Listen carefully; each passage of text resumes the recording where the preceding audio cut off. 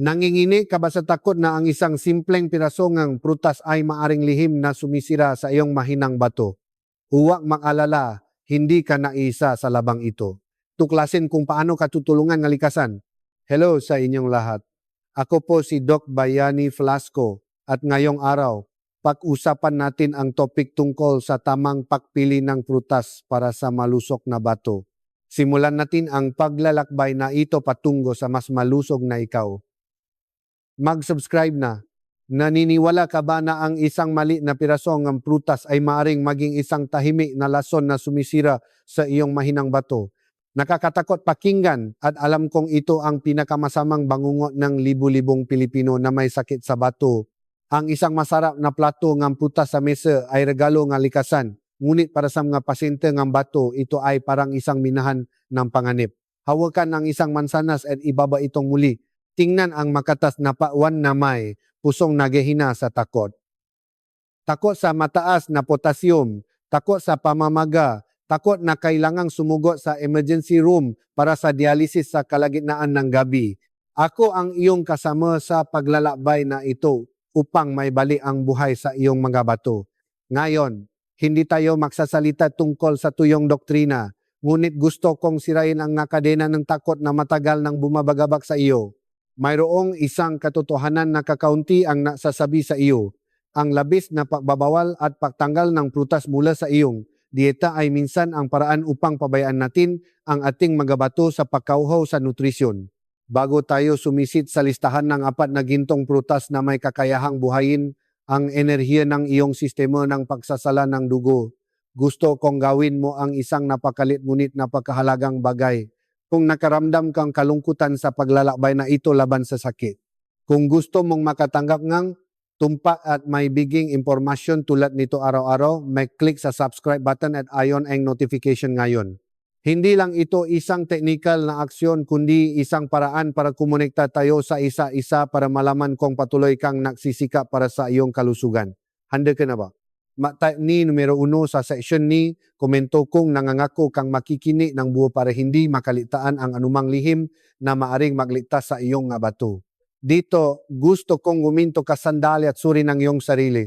Nakatira ka ba sa isang mapa na puno nga pagkakamali sa isip ng maraming Pilipino? Kapag binanggit ang pagpalyang nga bato, dapat na itong putulin sa prutas. Tinuruan tayo na ang potassium sa prutas ay kaway at ang asukal sa prutas ay isang pasanin. Ngunit mahal, ang ating nga bato ay hindi isang tuyong plastic bag. Ito ay isang buhay na entidad, ang pinaka-sophistic-adong makina sa planeta. At tulad ng anumang makina, kailangan nito nga espesyal na sangkap upang pagalingin ang sarili at hindi lamang gutom. Maraming tao ang hindi nakakaintindi dito, kaya kailangan kong makinig ka ng mabuti. Ang gula na pagbabawal ay nagiging sanhing kakulangan ng antioxidants, fiber, lalo na ang kakulangan na natural na alkalin na asin sa iyong katawan. Alam mo ba na ang prutas na babanggitin natin dito ay naglalaman ng magatahimik na tagapag-ayos na tumutulong na i-neutralize ang labis na asid sa dugo na unti-unting sumisira sa iyong glomeruli. Isipin ang iyong nga bato bilang isang lumang filtang kape. Kung patuloy mong ibubuhos ang maputik, maasim na tubig mula sa karne at isda ng walang sariwang, alkaline na tubig mula sa prutas upang hugasan ito, ang filter na iyon ay mabilis na magbara ng ganap. Maraming matatanda sa komunidad ang nagsabi sa akin na mula nang matuklasan ang sakit, hindi na ako nangahas kumain ng anuman maliban sa puting kanin na may inihaw na karne. Ang aking katawan ay nanlalanta at ang aking balat ay kulay abon na lubhang nakakaawa. Ginagamot ba natin ang sakit o sinasaktan natin ang ating katawan ng kakulangan sa kaalaman? Ang totoo ay ang prutas ay hindi ang kaawi, ngunit ang potassium sa prutas ang kailangan nating pamahalaan. Ang pamamahala ay ganap na naiba sa pagsira. Kailangan natin ng isang matalinong mapu upang malaman kung ano ang litas na breeding zone at kung ano ang mapanganib na pulang zone. Ang 4 na prutas na ibabahagi ko ay hindi mamamahaling bagay mula sa kanluran, ngunit napakalapit sa iyong bahay sa palengke o supermarket. Ang ito ay tulad ng nakalimutang kayamanan dahil sa kanilang napakababang potassium content ngunit mayaman sa mga armas upang protektahan ang daluyan ng dugo ng bato. Tandaan mo ito ng mabuti para sa akin. Ang kalusugan ay hindi namumula sa kung gaano karaming bagay ang iyong hindi kinakain, ngunit sa kung gaano karaming tamang bagay ang iyong pinipili upang mapangalagaan ang iyong katawan. Huwag hayang gawin ka ng takot sa potassium na maging malnourished sa isang gubat ng pagkain.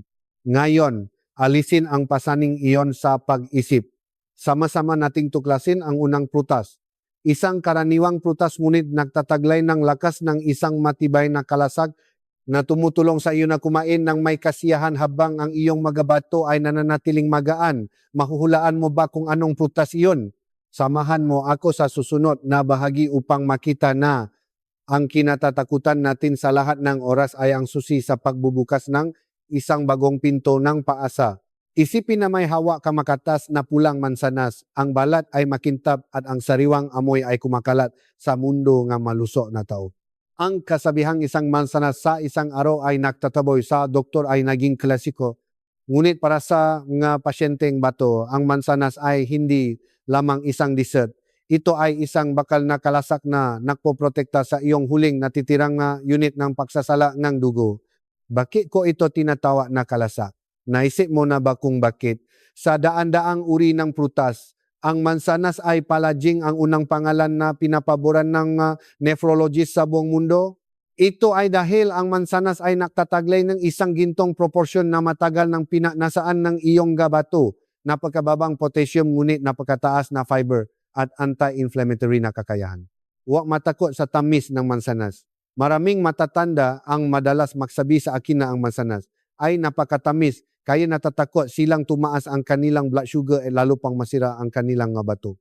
Ito ay isang napakakaraniwang maling akala. Kailangan mong tandaan ng mabuti ito. Ang asukal sa buong mansanas ay kasama ng isang malaking halaga ng natutunaw na fiber.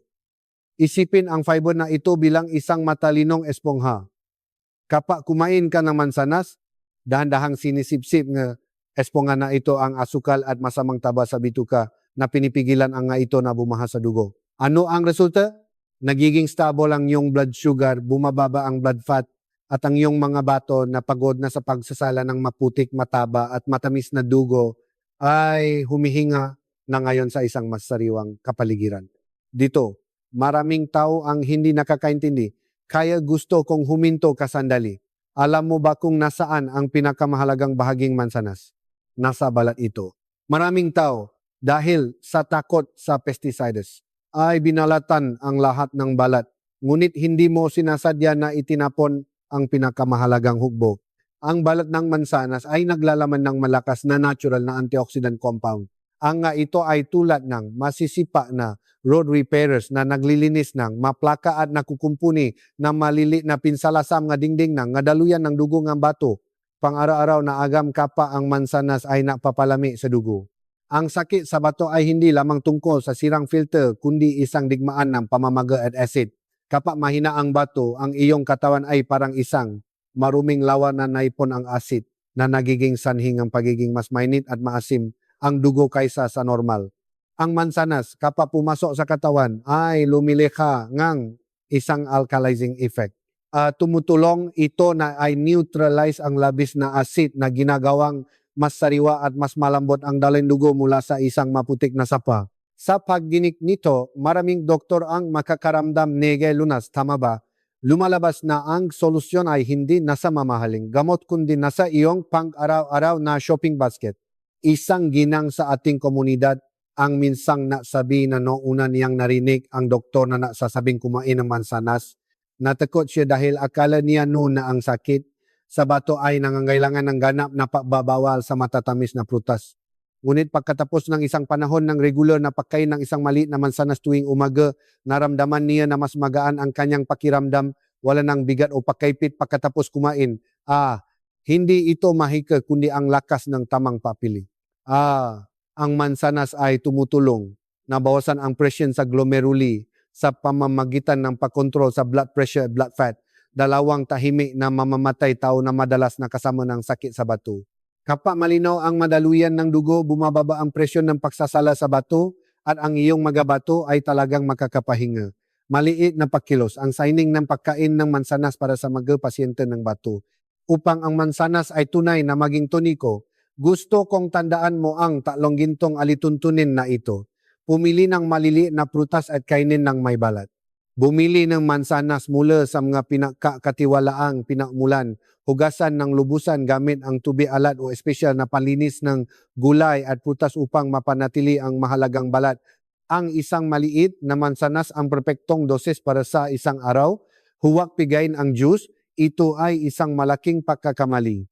Kapag pinipiga mo ang juice, itinatapon mo ang esponhangang fiber at pinapanatili lamang ang puro asukal at potassium.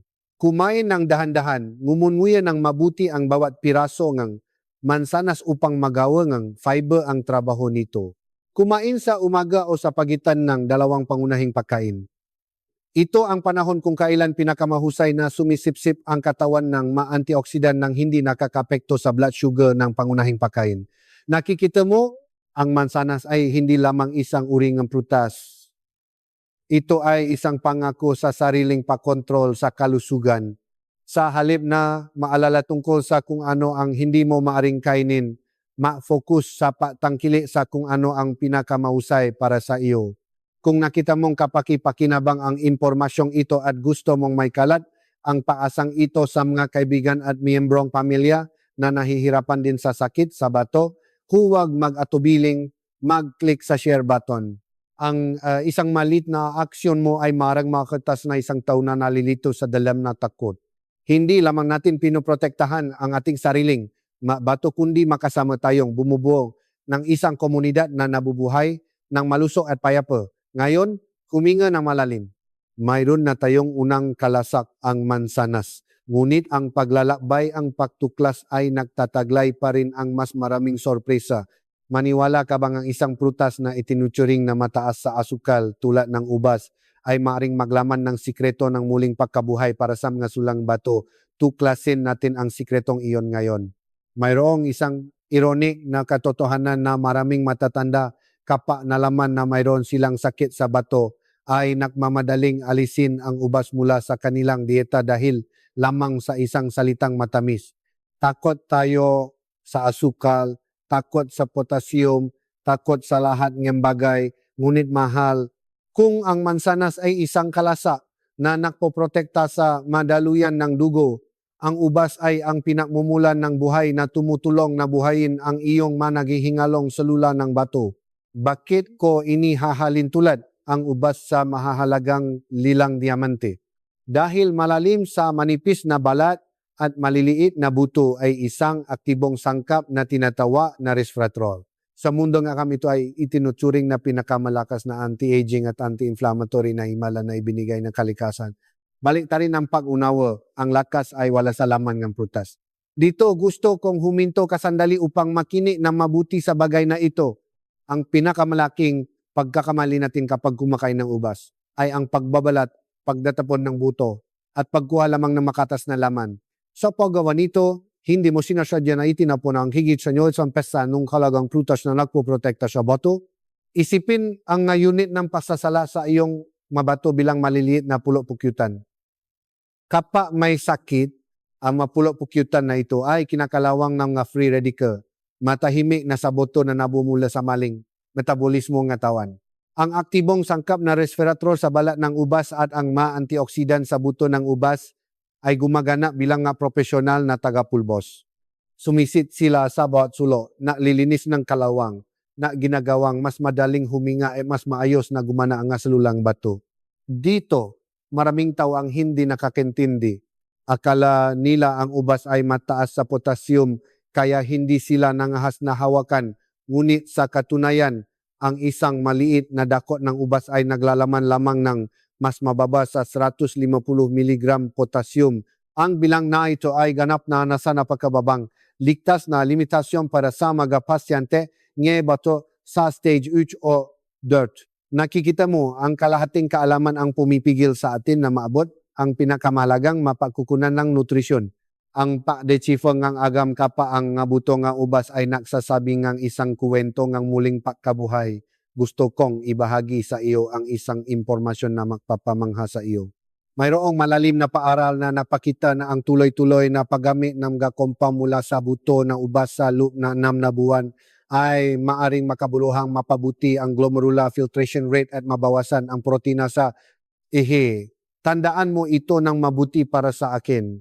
Kapag bumaba ang protina sa ihi, nangangahulugan ito na ang filter ng bato ay lumiliit, hindi na punit o hiwatulat ng dati. Ang ubas ay tumutulong na palakasin ang istruktura ng capillary ng bato na pinipigilan ang pagkawalang ng nutrients. Sa padinig nito, maraming doktor ang malamang na gumaan ang loop dahil matagal na nilang kinamuhian ang kamangang prutas na ito. Tama ba? Kahit na para sa mga sumasailalim sa dialysis, ang pagdarada ng purong ubas juice ay tumutulong na protektahan ang istruktura ng ginamula sa paatake ng mga nakakalason na sangkap sa dugo. Lumalabas na ang kinatatakutan natin sa lahat na oras ay hindi ang pangunahing salarin, kundi ang kakulangan ng kaalaman ang nagpapahina sa ating nga bato. Maliit na pakilos, ang sining ng pagtangkili sa ubas para sa nga bato upang gawing kaalyado ang ubas. Mayroon akong 3 practical na payo para sa iyo. Pumiling madilim na ubas. Ang itim o dark purple na ubas ay karaniwang naglalaman ng mas maraming antioxidant kaysa sa berdeng ubas.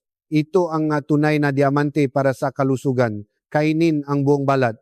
Kung makakabili kang malinis na ubas, hugasan ng lubusan at tangkilikin ang buong prutas. Kung napakatigas ng buto ng ubas, maari mong tingnan ang natural na pulbos ng buto ng ubas upang idagdag sa iyong pang-araw-araw na dieta. Ang patakaran ng isang dakot, huwag kumain ng buong kumpol. Sa bawat araw, gumamit lamang ng isang maliit na dakot nga 10 hanggang 12 ubas. Ito ang sapat na dosis upang makuha mo ang lahat ng benepisyo ng hindi nababahala tungkol sa blood sugar o potassium. Katulad ka ba nga doktor na nakilala ko na nakatayo? Sa harap ng isang plato ng ubas na puno nga salungatan. Sana, pagkatapos nga pag-uusap na ito, mas magiging kumpiyansa ka sa pagpiling makatas na ubas bilang regalo para sa iyong nga bato.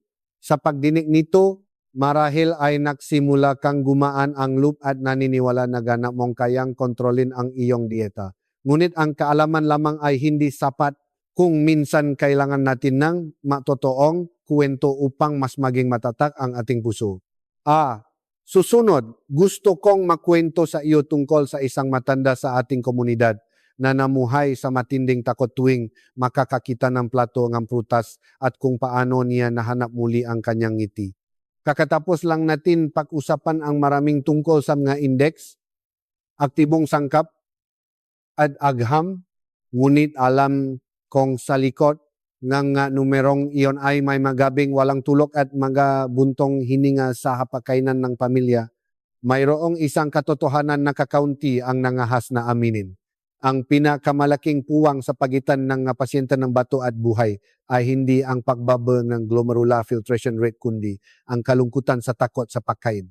Naalala ko ang kwento ng isang matanda sa ating komunidad. Si Manghong na minsan ay sinabi sa akin na may malungkot na boses.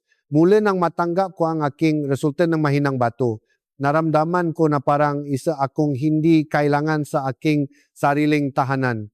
Sa mga pista, kasalan o simpleng hapunan, nagtatawanan at kumakain ng masarap ang lahat. Habang ako ay naiisa lamang na may puting kanin at ilang piraso kantuyong karne. Pagtingin sa plato ng prutas na panghimagas na inialo ng lahat sa isa-isa, labis akong nagutom hanggang sa lumuhang ngunit hindi ko nangahas na hawakan.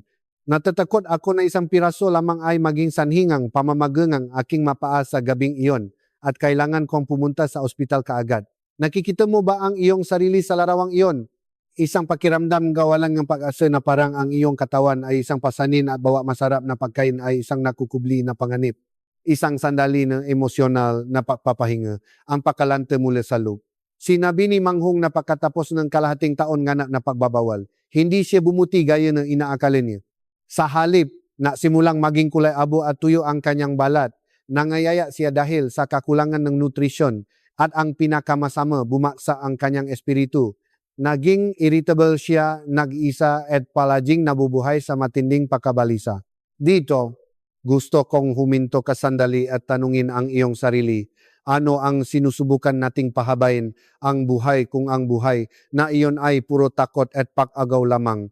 Dito, maraming tao ang hindi nakakaintindi. Akala nila ang pag-ayuno ang naglilita sa bato, ngunit ang totoo, kapag naayuno ka sa mga pagkaing mayaman sa antioxidant and natural na alkaline salts mula sa prutas, ang iyong katawan ay mahuhulog sa mas matinding acidifying state. Ang bato ni Manghong Noon ay parang isang kalawangin na makina na walang langis at pinabayaan pa sa mga sangka upang gumana. Ang pagbabago ng paniniwala kapag ang kalaman ay napapagaling ng sakit. Ang lahat ay nagbago nang maksimulang maging bukas si Manghong upang matuto tungkol sa mapengang potassium na pinag-usapan natin ngayon. Napatanto niya na sa halip na matakot sa lahat, kailangan lang niyang pumili ng matalino. Nasimula siya sa isang maliit na mansanas tuwing umaga. Natuto siyang ngumunguya ng dahan-dahan. Nararamdaman ang matamis at malutong na lasa ng balat na inakala niyang lason nun. Pagkatapos ay sinubukan niya ang makatas na lilang ubas.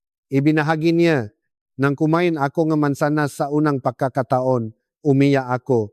Hindi dahil sa napakasarap nito, kundi dahil naramdaman kong nabuhay ako muli bilang isang normal na tao. Napagtanto kong hindi ako nag-isa.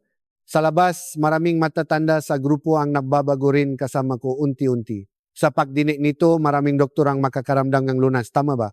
Ang pinakamalaking pagbabago kay Manghong ay hindi kaagad sa mga resulta ng pagsusuri, kundi sa kanyang hisura. Simulang maging sariwa muli ang kanyang balat.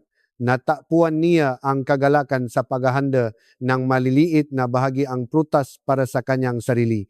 Hindi na siya isang pasyente na nasa labas ng kasiyahan kundi isang taong kumokontrol sa kanyang sariling kalusugan. Emosyonal na koneksyon. Hindi ka nag-iisa sa paglalakbay na ito. Sinabi ko ang kwentong ito hindi upang mapinta ng isang magandang larawan kundi upang makita mo na ang pag-unawa sa sarili at pagbabahagi sa komunidad ang pinakamahusay na pampawalang ng sakit. Maraming matatanda sa komunidad ang nagsabi na ang pagpapanatili ng malusog na gawi sa pagkain ay naging mas madali kapag mayroon silang makasama. Kapaalam mong sa kabilang dulong linya sa ibang probinsya, mayroon ding kumakain ng maliit na mansanas kasama ka, pumipili ng masarap na pinya kasama ka, mararamdaman mo na mas malakas ka. Tandaan mo ito ng mabuti para sa akin. Ang kalusugan ay hindi isang matibay na destinasyon na may walang kaluluwang nga numero. Ang kalusugan ay ang pakiramdam ng ginhawa kapag nagising ka, ang kapayapaan ng isip kapag nakaupo sa pagkainan, at ang paniniwala na sa susunod na araw, maari mo pa ring alagaan ng iyong sarili. Lumalabas na ang kinatatakutan natin sa lahat ng oras ay hindi ang kaaway kundi ang paghihiwalay sa sarili sa takot. Kung nalilito ka rin tulad ni Manghong noong una, tandaan na ako at ang komunidad na ito ay palaging narito upang hawakan ang iyong kamay. Susunod, tuklasin natin ang ikatlong prutas. Isang pamilya na tropikal na prutas ngunit nagtatago ng isang mahiwagang enzyme na may kakayahang walisin ang impeksyon sa bato. Mahulaan mo ba kung anong prutas iyon?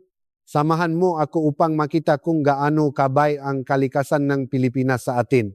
Ngayon, gusto kong imbitahan kang sumama sa akin sa isang pamilyar na tropical na rehiyon kung saan mayroong isang prutas na may matamis na amoy ginintuang parang pulot. Ito ang pinya o tinatawag din ng marami na prutas na may korona. Mayroong isang kabalintunaan na habang itinuturing ng malulusok na tao ang pinya bilang pampalami, maraming matatanda na may sakit sa bato ang tinitingnan ito ng may pag-alinlangan. Natatakot sila na ang asim nito ay makasama sa kanilang tiyan. Natatakot na ang init nito ay lalo pang mapagot sa kanilang nga bato. Ngunit ang totoo ay ganap na kabaliktaran. Ang pinya ay isang tahimik na makina na paglilinis na tumutulong sa iyong nga bato na makalabas sa pagkakaipit ng matagal ng pamamaga. Bakit ko ginagamit ang salitang makina ng paglilinis? Alam mo, ang talamak na pagpalya ng bato ay talagang isang mahabang proseso ng pamamaga. Ang nga nasirang selula ng bato ay parang nga nasunog na lupain, pelaging may banayad na pamamaga at sakit. Ang pinya ay naglalaman ng isang napaka-special na natural na enzyme compound. Ang compound na ito ay parang isang piling pulutong nga dyanito na sumisi sa bawat sulok ng daloy ng dugo na ahanak ng kinamumula ng pamamaga, maluga ng pamamaga upang digest at linisin ang nga ito. Baliktarin ang pag-unawa. Ligtas na berding sona para sa mga mahina ang bato. Dito, gusto kong huminto ka sandali upang suriin ang iyong mga gawi.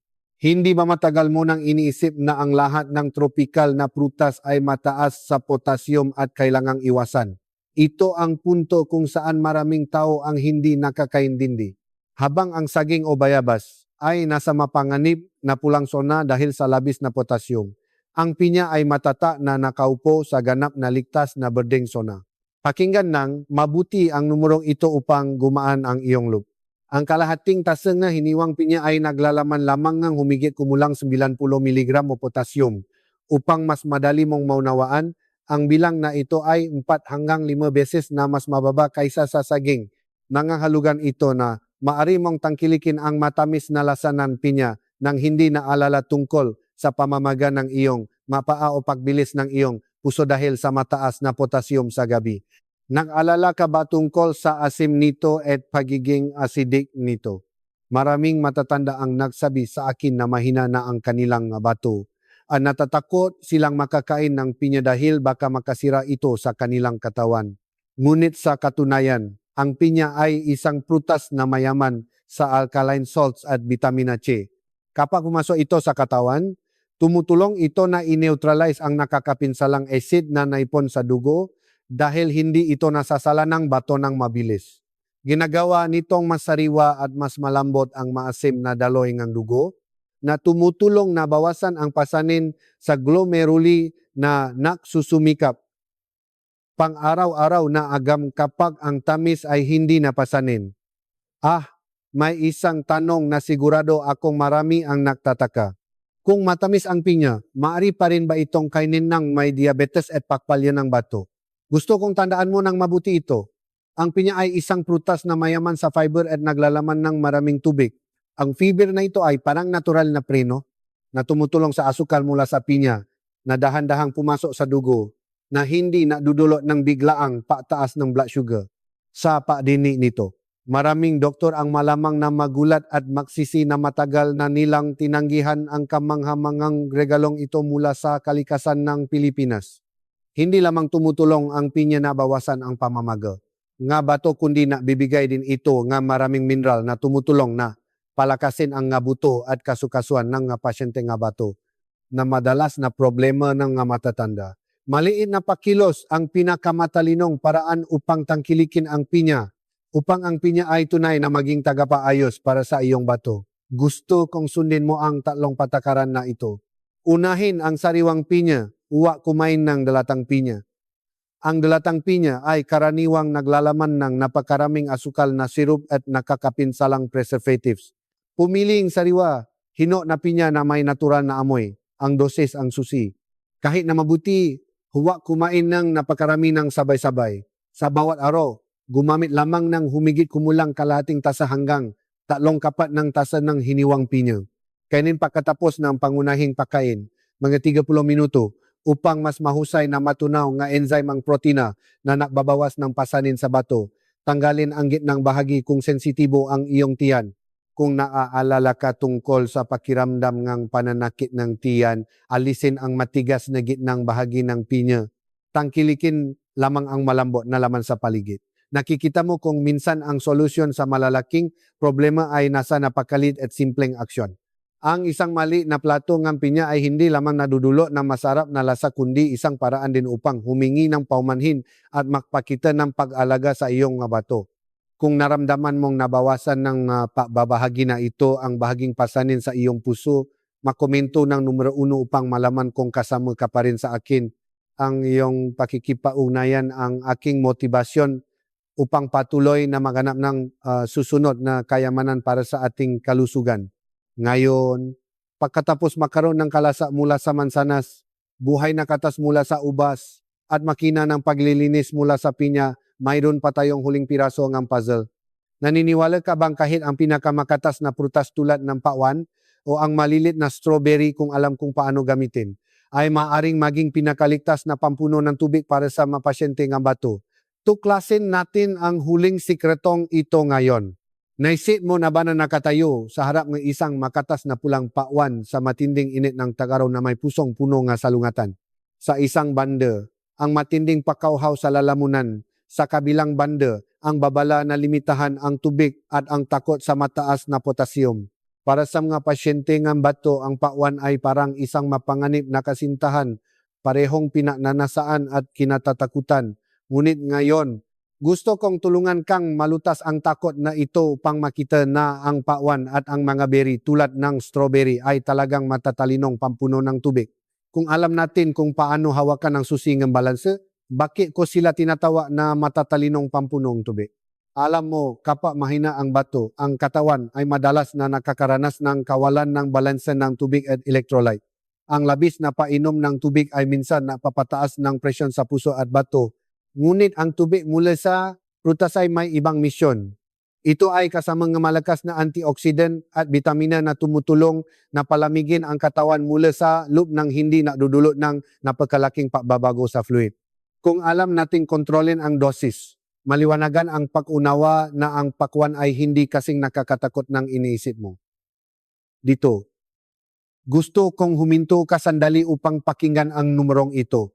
Maraming tao ang nag-isip na ang pakwan ay napakataas sa potassium, ngunit sa katunayan, kung kakain ka lamang ng isang mali na tasa ng hiniwang pakwan, ang dami ng potassium na kinukuha mo ay nasa ligtas pa ring sona mas mababa kaysa sa saging o bayabas.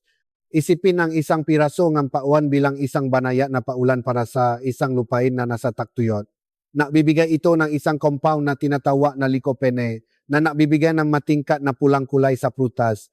Sa mundo ng selula, ang lycopene ay parang isang tapat na bodyguard na tumutulong na pigilan ang pag-attack ng mga free radicals sa glomeruli. Tumutulong ito sa mga daluyan ng dugo ng bato na mas mahusay na mag-contract at mag-relax, kaya ang pagsasala ng dugo ay nagiging mas madali at mas mabigat. Dito maraming tao ang hindi nakakantindi. Kumakain sila ang pakwan nang walang ingat o pinipiga ang juice upang uminom ang litro. Iyon ang panahon kung kailan ang isang banayad na pakulan ay nagiging isang baha na lumulubog sa mga bato.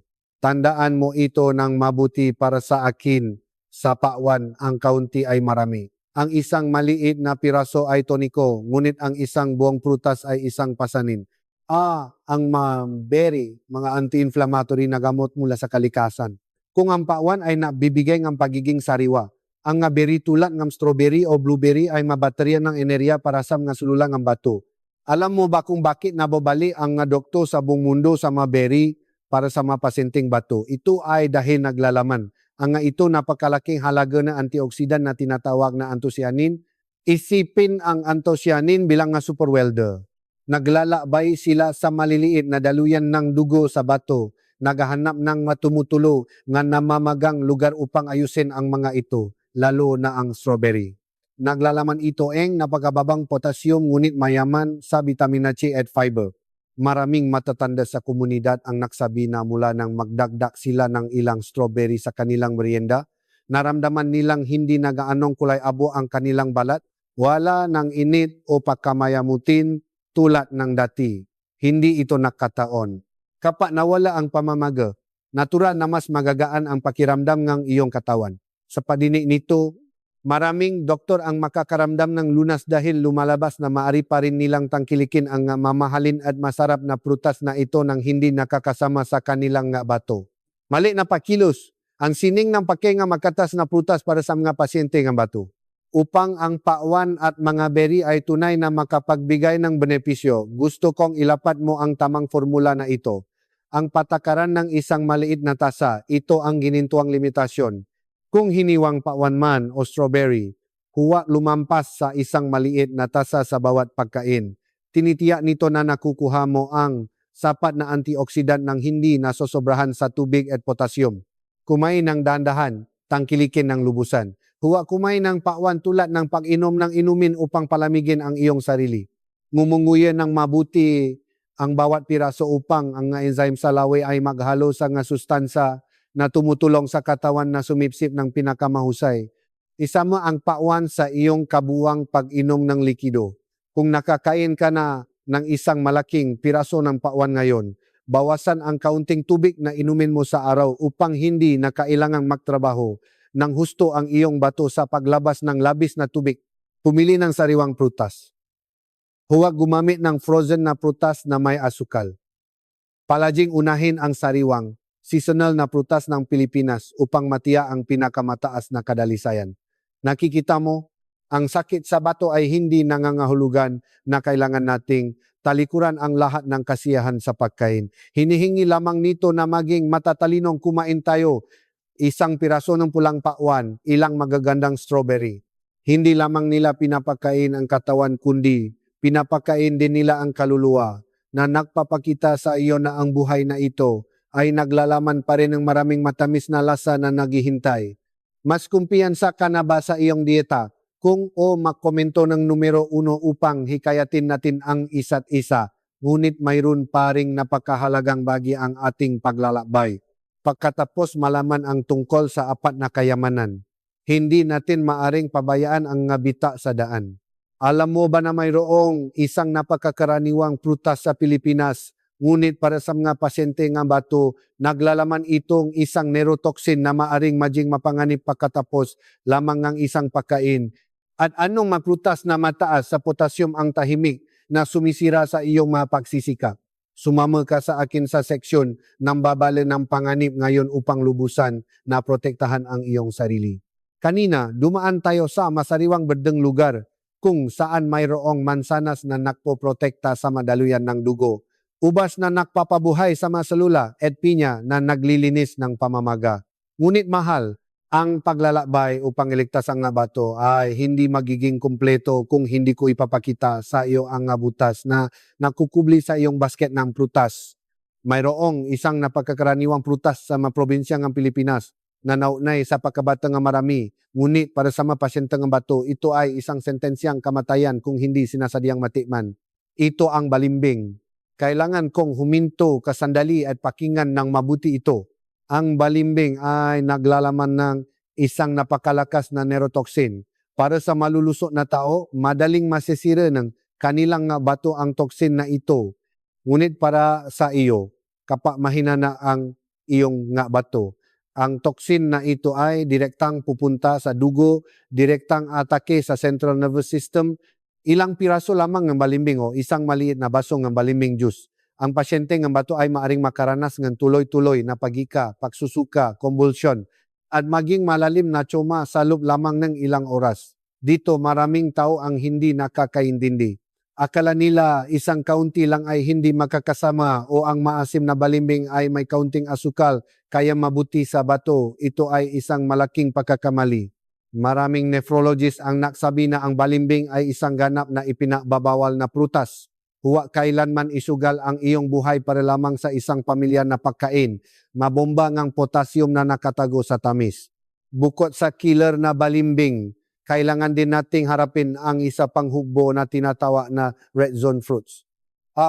Ito ay napaka-nutritional na prutas. Para sa normal na tao, ngunit naglalaman nege napakalaking halaga, nege potassium na maaring mapahinto sa iyong puso anumang oras kung ang konsentrasyon sa dugo ay lumampas sa ligtas na limitasyon. Isipin ang iyong bato bilang isang baso na punong tubig. Bawat piraso ng prutas na mayaman sa potassium na kinakain mo ay parang nagbubuhos ng mas maraming tubig sa baso na iyon. Kapag umapaw ang tubig, iyon ang panahon kung kailan nagsasalita ang iyong katawan sa pamamagitan ng pamamanhid sa mapa at kamay, mabilis na tibok ng puso at matinding pagkapagod. Tandaan mo ito na mabuti para sa akin. Maging lobhang, maingat sa mga sumusunod na pangalan. Ang saging ang haringang potassium. Ang isang saging ay maaring maglaman ng 4 hanggang 5 beses na mas maraming potassium kaysa sa isang maliit na mansanas, durian at langka. Ang mamabangong prutas na ito ay hindi lamang mataas sa potassium kundi napakataas din sa enerhiya na nagdudulot ng napakalaking pasanin sa metabolismo ng bato. Ang avocado, bagaman ito ay malusok na taba, ay napakataas sa potassium. Ang pasyenteng bato sa stage 3-4 ay dapat naganap na iwasan ito, bayabas at papaya.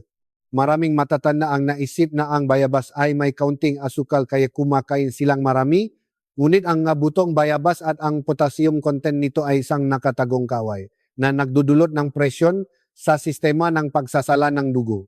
Sa padinig nito, maraming doktor ang malamang na magulat dahil lumalabas na ang prutas na kinakain nila araw-araw ay tahimik na sumisira sa lakas ng kanilang bato. Isang doktor sa grupo ang minsan ay nagsabi sa akin, akala ko ang pagkain ng saging ay makakatulong sa pagdumi. Ngunit habang mas kumakain ako, mas napapagod ako. Nangginig ang aking mga kamay at paa. Nang magpa-check up ako, nalaman kong ang potassium sa aking dugo ay umabot na sa mapanganib na antas. Mga bitag mula sa juice at pinatuyong prutas. Isa pang pagkakamali na nakikita kong ginagawa nga maraming tao ay ang ugali ng pag-inom ng prutas juice sa halip na kumain ng buong prutas. Alam mo ba, ang isang baso ng orange juice ay maaring mangailangan ng 3 hanggang 4 na oranges. Nangangahulugan iyon na kumukuha ka ng napakalaking halaga ng puro potassium at asukal sa iyong katawan sa loob lamang ng ilang segundo. Ang iyong nga bato ay sisigaw dahil hindi nila kayang iproseso ang pinahalong iyon. Katulad nito ay ang pinatuyong prutas tulad kampasas, pinatuyong langka o pinatuyong persimon. Kapag nawala ang tubig, ang lahat ng natitira ay puro mula sa asukal hanggang sa potassium.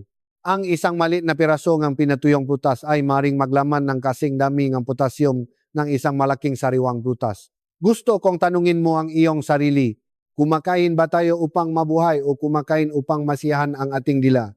Sa isang sandaling ngunit pahirapan ang ating mga bato sa buong buhay. Minsan, ang katotohanan ay napakapait, ngunit mas mabuting malaman natin upang maiwasan kaysa magsisi kapag huli na ang lahat. Huwag hayaang maparalisa kang takot. Gawin itong karunungan upang pumili. Hindi natin kailangan iwasan ang lahat ng lubusan. Kailangan lang nating malaman kung nasaan ang ligtas na hangganan upang hindi kailanman lumampas dito. Ngayon, kung napaktanto mo na hindi mo sinasadya na nag-ambag ka sa sakit sa pamamagitan ng pulang prutas na ito, magkomento ng numero 1 upang paalalahanan natin ang isa't isa na magbago. Huwag maatubiling, ang isang maliit na pagbabago ngayon ay ang pagkakataon na mabuhay bukas. Ngunit mahal, huwag masyadong maalala. Pagkatapos malaman ng malinaw ang kaway, pupunta tayo sa pinakamahalagang bahagi, paano gawing gamot ang prutas. Ipapakita ko sa iyo ang 5 gintong aksyon. Napakahusay ng mga tip upang makakain ka na masarap at mapanatili ang iyong nga bato sa pinakaligtas na estado. Sumama ka sa akin sa seksyon ng practical na solusyon ngayon. Kakatapos lang natin sa isang mahabang paglalakbay mula sa matinding takot hanggang sa hindi inaasahang pagtuklas nga kayamanan sa basket ng prutas. Ngunit alam kong ang kaalaman gaano man kaganda ay mananatiling nga salita lamang sa papel kung hindi tayo kumilos. Tinatanong mo ba sa iyong sarili, alam kong mabuti ang mansanas, masarap ang pinya, ngunit gaano karami ang sapat at kailan kakain upang hindi magreklamo ang aking mga bato? Dito gusto kong guminto ka sandali. Nararamdaman mo ba na nakita mo ang isang sina ng liwanag sa dulo ng tunnel? Lumalabas na ang sikreto ay wala sa kung anong prutas ang kinakain natin kundi sa kung paano natin ito ginagamot. Ngayon, ibibigay ko sa iyo ang universal na susi na may 5 gintong aksyon na tutulong sa iyo na kumpiyansa na kontrolin ang iyong mapakain ng hindi natatakot sa anumang shock sa potassium. Aksyon 1, ang patakaran ng palad. Ligtas na antas para sa mga bato. Ito ang una at pinakamahalagang aral. Tingnan ang iyong palad. Para sa mga pasyenteng bato, ang palad ang pinakatumpa na timbangan na ibinigay ng likasan. Ang isang ligtas na baging ng prutas para sa isang pagkain ay dapat na nasa loob lamang ng iyong nakakupkop na palad, katumbas ng humigit kumulang kalahating maliit na tasa o isang maliit na mansanas. Bakit ang palad? Dahil bawat tao ay may magkakaibang konstitusyon at ang palad ay proporsyonal sa pangangailangan ng iyong katawan. Ang pagkain ng tamang dami ay tumutulong sa potassium na pumasok sa dugo ng dahan-dahan, sapat para magamit ng katawan ng hindi nasosobrahan ang mahina ng filter. Dito, maraming tao ang madalas na kampante makinig ng mabuti. Kahit na nga berdeng prutas tulad ng mansanas o ubas, kung kakainin mo ang 1 kilo ng sabay-sabay, ang anumang kalasag ay masisira. Tandaan, ang 1 piraso ay gamot, ang 1 basket ay kapahamakan. Huwag kailanman hayaang lokohin ngang iyong gana ang iyong isip. Aksyon 2, kumain ng buong prutas, gamitin ang esponghang fiber. Gusto kong itabi mo kaagad ang mga juice extractor. Para sa nga pasyenteng bato, ang juice ay isang nakatagong kaway. Kapag pinipiga mo ang juice, Itinatapon mo ang pinakamahalagang bahagi, ang fiber, ang matalinong filter ng basurang katawan. Kapag ngumungiya ka, isang piraso ng mansanas o isang buong ubas na may balat, babalutin ng fiber ang asukal at potassium na tumutulong sa kanila na dahan-dahang sumipsip sa dugo. Ito ay parang pagmamaneho ng kotse at dahan-dahang pagpreno sa halip na biglang pagpreno. Tumutulong ito sa pagiging stable ng blood sugar at nagbibigay sa bato ng sapat na oras upang iproseso ang bawat counting bagay. Isang doktor sa komunidad ang minsan ay nagsabi sa akin na mula nang maksimula siyang ngumuniyang mansanas ng dahan-dahan sa halip na uminom ng orange juice. Naramdaman niyang mas magaan ang kanyang tiyan, wala nang pagkapagod pagkatapos kumain. Iyan ang lakas ng fiber, mahal. Sanayin ang iyong sarili na ngumunuya ng mabuti upang ang natural na lasa ay bumabat sa bawat ngipin. Iyan din ang paraan upang matulungan mong mabawasan ang trabaho ng iyong bato. Aksyon 3. Ang ginintuang oras, kumain ka pa ang katawan ay pinakahanda. Kailan ka karaniwang kumakain ng prutas? Pagkatapos ba ang pangunahing pagkain o kapag nagugutom ka? Ang oras ng pagkain ay lubos na naka-impluensya sa kung paano tumutugon ang iyong bato? Ang payo ko ay gawing matatalinong merienda ang prutas. Nga 1 hanggang 2 oras pagkatapos ng pangunahing pagkain o sa hapon. Bakit? Dahil sa oras na ito, na proseso ng iyong katawan ang protina mula sa pangunahing pagkain, ang bato ay nasa pinaka-relax na estado. Ang pagkuha ng isang maliit na dami ng prutas sa oras na ito ay makakulong na madagdagan ang vitamina at alkaline salts nang hindi na dudulot ng makakapatong na presyon sa pasasala ng dugo. Lalo na iwasan ang pagkain ng makatas na prutas tulad ng pawan sa gabi.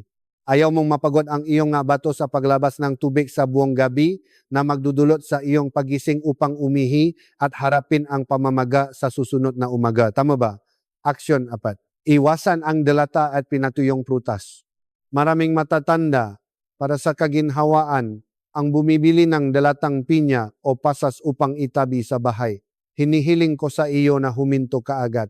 Ang delatang prutas na nakababa sa sirop ay isang bomba nga asukal at preservatives. At ang pinatuyong prutas ay isang nakakatakot na konsentrasyon ng potassium.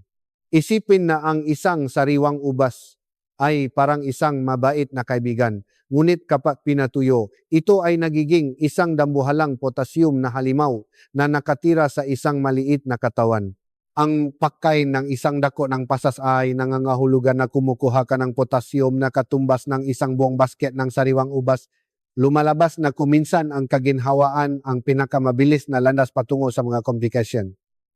Pelaging pumiling sariwa, seasonal na produkto mula sa Pilipinas, ang mamalutong na mansanas, ang maginintuang makatas na pinya, natataglay silang esensyang kalikasan na walang anumang artificial na intervention.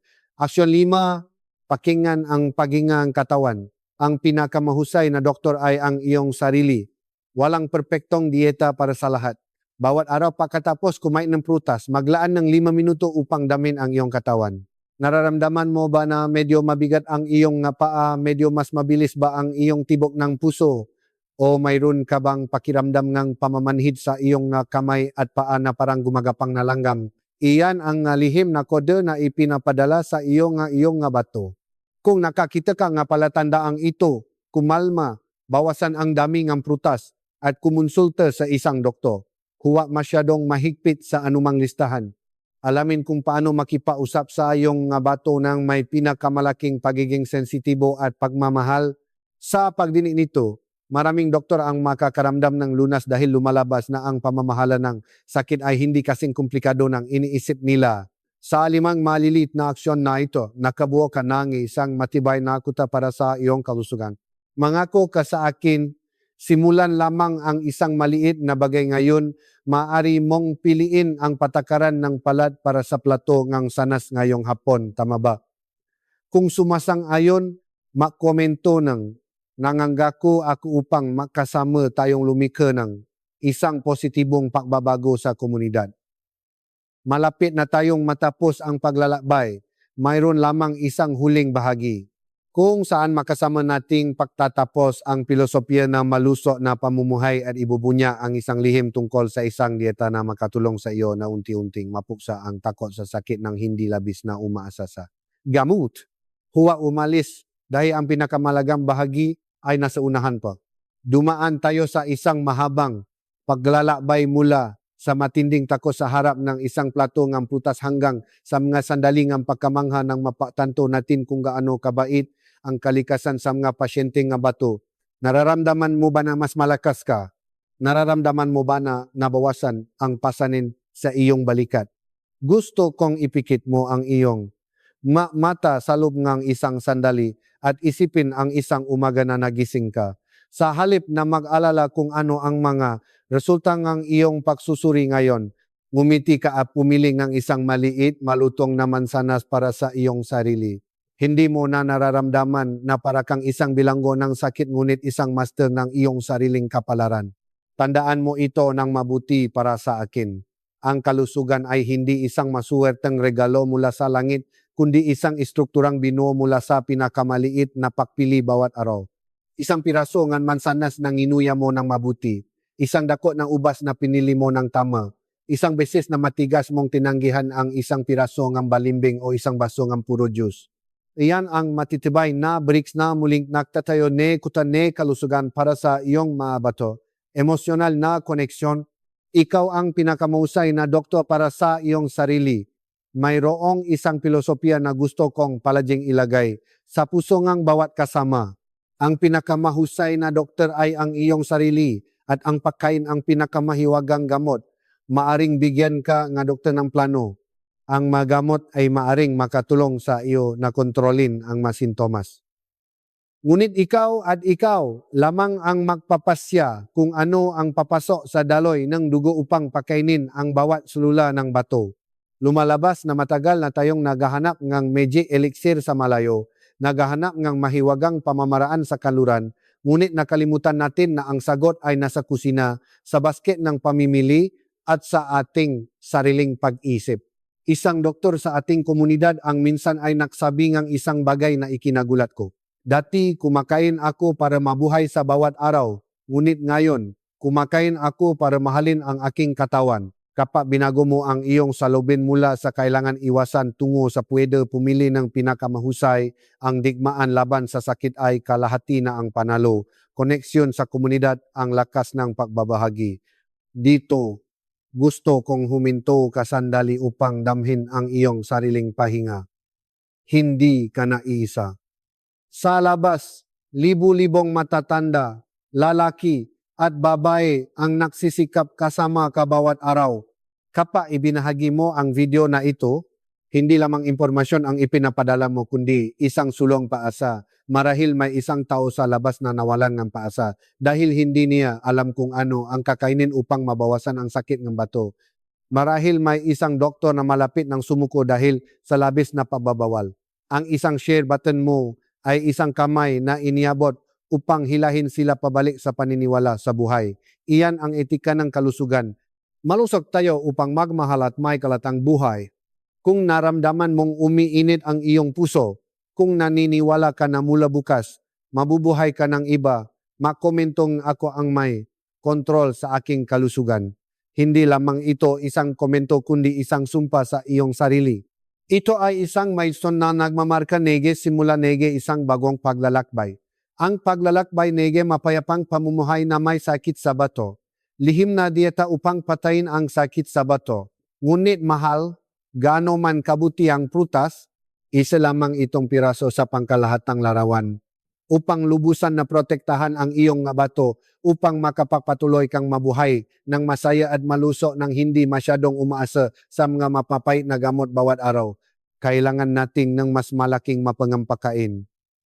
Alam mo ba na mayroong isang paraan upang paksamahin ang kanin, gulay, at protina na halaman na maaring lumikha na isang perpektong alkalina na kapaligiran na tumutulong sa iyong bato na makapapahinga habang kumakain ka? Mayroong isang dieta na inilapat ng maraming tao at nakita nilang naging stable ang kanilang resulta na tumutulong sa kanila na mapanatili ang buhay ng matagal nang hindi nangangailangan ng labis na gamot. Sa susunod na video, hindi na ako magsasalita tungkol sa isang mansanas o isang dakot na ubas.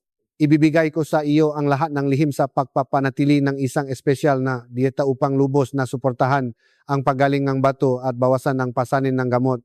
Ito ang susunod nating paglalakbay. Ang paglalakbay ng paggawa ng pang-araw-araw na pagkain sa isang labanan upang sirain ang sakit mula sa ugat nito. Huwag palampasin ang mahalagang susing ito. Kung hindi ka pa nag-subscribe, pindutin ito ngayon. Ihanda ang iyong panulat at papel dahil ang susunod na video ay magiging isang revolusyon para sa iyong hapagkainan. Ang huling salita na gusto kong ipadala sa iyo ay isang taimtim na hiling. Nawa ipalagi kang maging payapa, matalino at puno na lakas. Ang iyong nga bato ay nakikinig sa iyo. Tratuhin sila ng may pinakamalaking pag-unawa at pagmamahal. Ang kalusugan ay hindi ibinigay ng sinuman kundi binuo natin ang bawat araw.